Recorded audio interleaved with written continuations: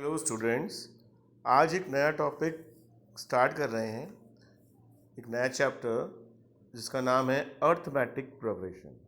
देखिए, इस चैप्टर का बेसिक समझा रहा हूँ और अगर बेसिक समझ में आ गया तो ये पूरा चैप्टर आपको बहुत इजी हो जाएगा, इसलिए बहुत ध्यान से समझिएगा। देखिए, सबसे पहले ये जानते हैं कि अर्थमेटिक प्रोग्रेशन होता क्या है। तो आप देखिएगा कि मैंने यहाँ पे कुछ सीरीज़ लिखी हुई है। जैसे फर्स्ट नंबर पे एक सीरीज़ लिखी है 2, 4, 6, 8, 10 एंड सो ऑन। यहाँ देख रहे हैं 2 और 4 के बीच का डिफरेंस कितना है 2, 4 और 6 के बीच का डिफरेंस कितना है 2, 6 और 8 के बीच का डिफरेंस क्या है 2। यानी हर बार डिफरेंस सेम आ रहा है, कॉमन आ रहा है। डिफरेंस कितना आ रहा है 2। इसी तरह से सेकंड सीरीज आ देखिए 3, 7, 11, 15, 19, हर एक में डिफरेंस कितना आ रहा है 4। नेक्स्ट जो थर्ड सीरीज है यहाँ पे देखिए 3, 10, 7, 4, 1, -2 एंड सो ऑन। यहाँ देखिए 13 और 10, 10 - 13 यानी डिफरेंस कितना आया -3। 7 और 10 के बीच का डिफरेंस -3। कितना आ रहा है डिफरेंस हर बार -3। यहाँ एक बात ध्यान रखने की है कि जब कभी भी हम डिफरेंस फाइंड आउट करते हैं तो हमेशा बाद वाली टर्म में से पहले वाली टर्म को माइनस करके डिफरेंस फाइंड आउट किया जाता है, चाहे नेगेटिव आए या पॉजिटिव। अब यहाँ पे देखिए मैंने एक सीरीज़ कंसिडर कर ली, तो इस टाइप की कोई भी सीरीज़ जिसमें दो टर्म्स के दो कंसेक्यूटिव टर्म्स के बीच का डिफरेंस सेम होता है उसे हम अर्थमेटिक प्रोग्रेशन बोलते हैं।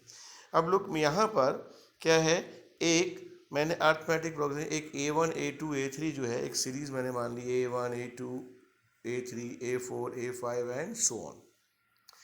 यहाँ A1 क्या है, इसको हम A मान सकते हैं, इसको हम फर्स्ट टर्म बोलते हैं। A2 क्या है, इस सीरीज़ की सेकंड टर्म, जिसमें हमने मान लिया कि ये एक AP और इसका कॉमन डिफरेंस कितना है D। कॉमन डिफरेंस को हम D से डिनोट करते हैं। तो जब फर्स्ट वाली टर्म A में हम D ऐड करेंगे तो सेकंड टर्म आ जाएगी, एक और D ऐड कर देंगे, थर्ड टर्म A+2D, ऐसी फोर्थ में A+3D, ऐसी 5 में A+4D। तो हम देख रहे हैं कि जिस नंबर की टर्म है, अगर फिफ्थ नंबर की टर्म है तो D उससे एक कम यानी D4 है, फोर्थ नंबर की टर्म है तो D3 है, थर्ड नंबर की टर्म है तो D2 है।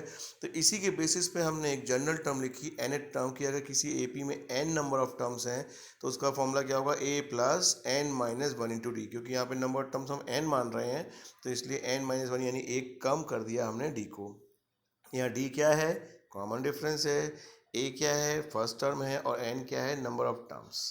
अब यहाँ पे ध्यान रखिएगा AP दो तरह की होती है, फाइनाइट और इनफाइनाइट।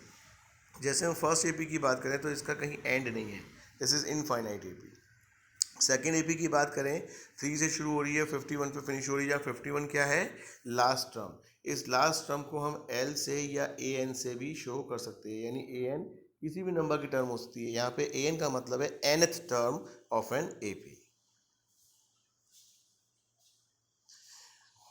तो इस तरीके से ये nth टर्म ऑफ AP और बेसिक। तो अभी पहले जो कुछ क्वेश्चंस आपको कराए जाएंगे वो बेसिक के ऊपर बेस्ड क्वेश्चंस किए जाएंगे।